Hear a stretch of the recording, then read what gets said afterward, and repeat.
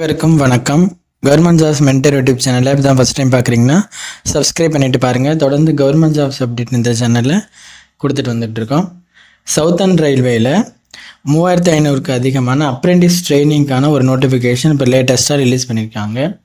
Southern ரயில்வேயோட official வெப்சைட்டில் பார்த்தீங்க அப்படின்னாக்க 2025 மற்றும் 26ஆம் ஆண்டிற்கான ஆக்ட் அப்ரெண்டிஸ்க்கான நோட்டிஃபிகேஷன் ட்ரைனிங் பேசிஸில் ரிலீஸ் பண்ணியிருக்காங்க. மொத்த காலி பணியிடங்கள் 3518. அதுக்கு யார் யார் அப்ளை பண்ணலாம், என்னென்ன போஸ்டிங் கொடுத்துருக்காங்க, எங்கெங்கெல்லாம் உங்களுக்கு பிளேஸாக போஸ்டிங் இருக்குது, எப்படி அப்ளை பண்ணுறதுங்கிறது இந்த வீடியோவில் பார்க்கலாம். அதுக்கு சவுத்தர்ன் ரயில்வேயோட அஃபிஷியல் வெப்சைட்டில் அவங்க நோட்டிஃபிகேஷனும் அப்ளை பண்ணுறதுக்கான லிங்க்கும் கொடுத்துருக்காங்க. அப்ளை பண்ணுறதுக்கான கடைசி தேதி 25/9/2025. அதுக்குள்ளே அப்ளை பண்ணிக்கணும். அதில் பாருங்கள், click here to view notification இருக்கும். அதை தான் கிளிக் பண்ணிவிட்டு இப்போ நீங்கள் நோட்டிஃபிகேஷனை பார்க்கணும். இப்போ அதான் நம்ம இப்போ பார்க்குறது நோட்டிஃபிகேஷன். அப்ளை பண்ணுறதுக்கான ஸ்டார்டிங் டேட் வந்து 25/8 ஆரம்பிச்சிடுது. லாஸ்ட் டேட் தான் 25/9/2025. செப்டம்பர் 25க்குள்ளே நீங்கள் அப்ளை பண்ணிக்கணும். இதில் 2 விதமான கேட்டகரி கீழே அவங்க வேக்கன்சிஸ் கொடுக்குறாங்க. ப்ரெஷர் கேட்டகரியையும் அப்ளை பண்ணிக்கலாம், அப்புறம் XITI கேட்டகரியில் முடித்தவங்களும் அப்ளை பண்ணிக்கலாம் அப்படிங்கிற மாதிரி கொடுத்துருப்பாங்க. ப்ரெஷர்ஸ் கேட்டகரியில் ஃபிட்டர், வெல்டர், பெயிண்டர், அப்புறம் அதுக்கு இல்லாமல் MLTயில் ரேடியாலஜி, பேத்தாலஜி, கார்டியாலஜி இந்த மாதிரியான பணியிடங்களுக்கான வேக்கன்சிஸ் எவ்வளோ, அது கேட்டகரி வைஸ் எவ்வளோ வேக்கன்சி இருக்குது அப்படிங்கிறது அவங்க கொடுத்துருப்பாங்க. அது நீங்கள் பார்த்துக்கணும். அதோட உங்கள் எங்கே லொக்கேஷனில் உங்களுக்கு இந்த ட்ரைனிங் இருக்கும் அப்படிங்கிறதையும் மென்ஷன் பண்ணிட்டாங்க. பெரம்பூர், கோயம்புத்தூர் அப்படிங்கிற மாதிரி ப்ரெஷர்ஸ் கேட்டகரிக்கு ஒதுக்கியிருக்காங்க. நெக்ஸ்ட் பாருங்கள், XITI கேட்டகரிக்கு கீழே post name category wise total vacancy எவ்வளோ அப்படிங்கிறது கொடுத்துருப்பாங்க. பெரம்பூர், அதுக்கு பிறகு சென்னை டிவிஷனில் எவ்வளோ வேக்கன்சிஸ் இருக்குது அப்படிங்கிற மாதிரி கொடுத்துருப்பாங்க. பெரம்பூர்லேயே மறுபடியும் கீழே ஒரு லிஸ்ட் இருக்குது. பொன்மலையில் ஒரு வேக்கன்சிஸ் இருக்குது. அப்புறம் மதுரை டிவிஷனில் கொடுத்துருப்பாங்க. அப்புறம் பாலக்காடு டிவிஷன், சேலம் டிவிஷன், அப்புறம் கோயம்புத்தூர் டிவிஷன் சொல்லிவிட்டு, அப்புறம் திருச்சிராப்பள்ளி டிவிஷன், திருவாந்திரம் அப்படின்னு சொல்லிட்டு இந்தந்த டிவிஷன் கீழெல்லாம் உங்களுக்கு போஸ்ட் நேம் ஒதுக்கியிருப்பாங்க. போஸ்ட் நேம் அப்ரெண்டிஸ் கீழே வரக்கூடிய என்னென்ன பதவிகள் அப்படின்னா fitter, welder, painter, carpenter, PASAA, MMTM, machinist, turner இந்த மாதிரியான பதவிகளுக்கு தான் பெரும்பாலும் உங்களுக்கு இருக்கும். ஓகேங்களா, அதை நீங்கள் உள்வாங்கிக்கணும். அந்த ஒவ்வொரு இப்போ நீங்கள் ஒரு டிவிஷனுக்கு அப்ளை பண்ணுறீங்க அப்படின்னா அந்த டிவிஷனில் நீங்கள் அப்ளை பண்ண போகிற அந்த கேட்டகரியில் எவ்வளோ வேக்கன்சிஸ் இருக்குது, உங்கள் கேட்டகரியில் எவ்வளோ இருக்குங்கிறத இந்த டேபிள் வச்சு நீங்கள் பார்த்து தெரிஞ்சுக்க முடியும். ஓகேங்களா, மொத்த காலி பணியிடங்கள் இப்போ இவ்வளோ டிவிஷனுக்கும் சேர்த்து 3518 காலி பணியிடங்கள் இந்த அப்ரெண்டிஸ்க்கான ட்ரைனிங் கொடுத்துருக்காங்க. இதில் நீங்கள் எதுக்கு அப்ளை பண்ண போகிறீங்கிறத நீங்கள் டேபிள் பார்த்து முடிவு பண்ணிவிட்டு அதுக்கு பிறகு அதுக்கு ரிலேட்டடாக மற்ற விவரங்களை தெரிஞ்சுக்கோங்க. நெக்ஸ்ட், இந்த பதவிகளுக்கான மற்ற விவரங்களை நம்ம பார்த்துடலாம். இதற்கான கல்வி தகுதி அப்படின்னு பார்த்தோம் அப்படின்னாக்க, இப்போ வந்து ஃப்ரெஷர் கேட்டகரியில் ஃபிட்டர், பெயிண்டர், வெல்டர் இதுக்கெல்லாம் நீங்கள் 10th முடிச்சிருக்கீங்கன்னா அப்ளை பண்ணிக்கலாம்.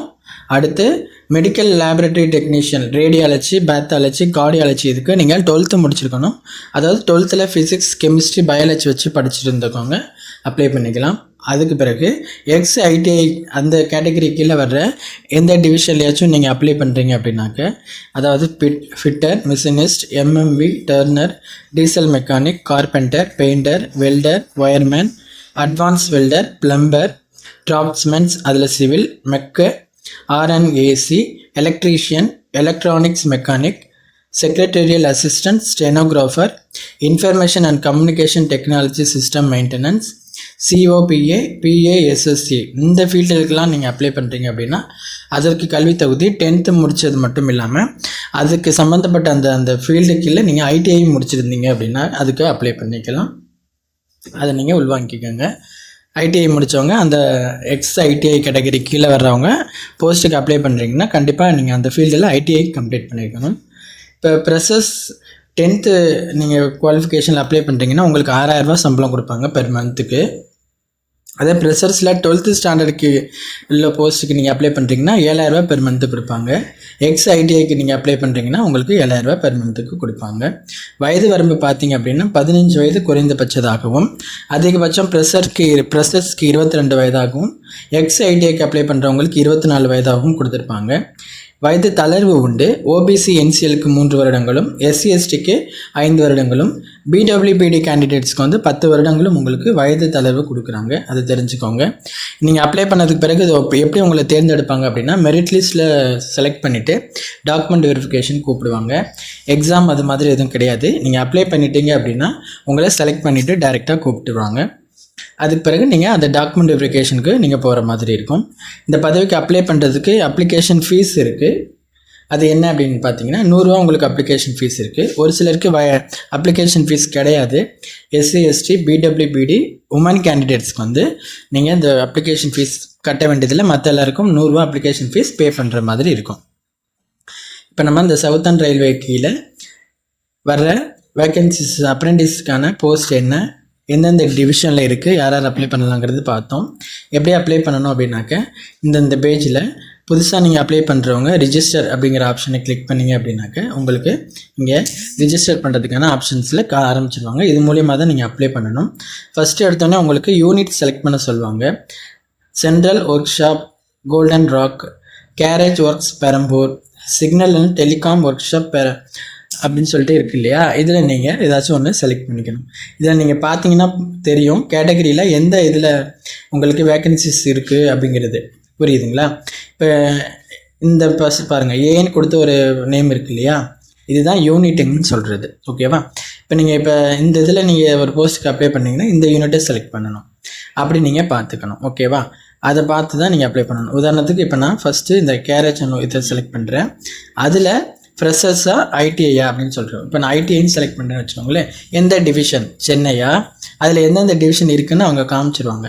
அதில் ஒரு டிவிஷனை செலக்ட் பண்ணிங்க அப்படின்னாக்க, இப்போ உதாரணத்துக்கு சென்னையில் நான் ஒரு டிவிஷனை செலக்ட் பண்ணுறேன் அப்படின்னாக்க, எந்த ட்ரேடு நீங்கள் அந்த ஐடிஐயில் எதை முடிச்சிருப்பீங்க ஃபிட், அதில் அந்த டிவிஷனில் என்ன வேக்கன்சிஸ் இருக்குங்கிறத வச்சு அப்ளிகேஷன் லிங்க்கில் கேட்பாங்க. இப்போ உதாரணத்துக்கு நான் எலக்ட்ரீஷியன் கொடுக்குறேன் அப்படின்னாக்க, இதுதான் ஃபஸ்ட்டு நீங்கள் செலக்ட் பண்ண வேண்டியது.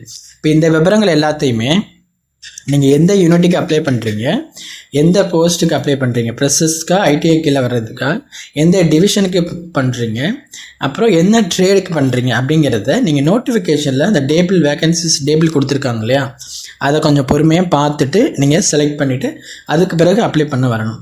இந்த டீட்டெயில்ஸ் கொடுத்ததுக்கு பிறகு தான் நீங்கள் ப்ரொசீட் பண்ணி உள்ளே போய்ட்டு உங்கள் டீட்டெயில்ஸ் எல்லாம் கொடுத்து அப்ளை பண்ணுவீங்க. அதை உள்வாங்கிக்கோங்க. இந்த சவுத்தர்ன் ரயில்வே இந்த நோட்டிஃபிகேஷன் அப்ரெண்டிஸ் நோட்டிஃபிகேஷனும் அப்ளை பண்ணுறதுக்கான லிங்க்கும் டிஸ்கிரிப்ஷனில் இருக்குது. பார்த்துட்டு அப்ளை பண்ணுங்கள். எதுவும் சந்தேகம்னா கீழே கமெண்ட் பண்ணுங்கள். இந்த வீடியோவை ரயில்வே வேலையை தேடிட்டு இருக்க உங்கள் நண்பர்களுக்கு ஷேர் பண்ணி அவங்களுக்கும் தெரியப்படுத்துங்க. அவங்களுக்கும் பயனுள்ளதாக இருக்கும். நோட்டிஃபிகேஷனை தரமாக படிச்சுட்டு அதுக்கு பிறகு அப்ளை பண்ணுங்கள். அதில் குழப்பம் வரக்கூடாது உங்களுக்கு. ஓகேங்களா? ஏன்னாக்க டிவிஷனையும் அந்த யூனிட்டையும் நீங்கள் கரெக்டாக தெரிஞ்சுக்கிட்டு தான் நீங்கள் அப்ளை பண்ணணும். அதை மட்டும் உள்வாங்கிக்கணும். நோட்டிஃபிகேஷனை தரவை படித்ததுக்கு பிறகு அப்ளை பண்ணுங்கள். தேங்க்யூ.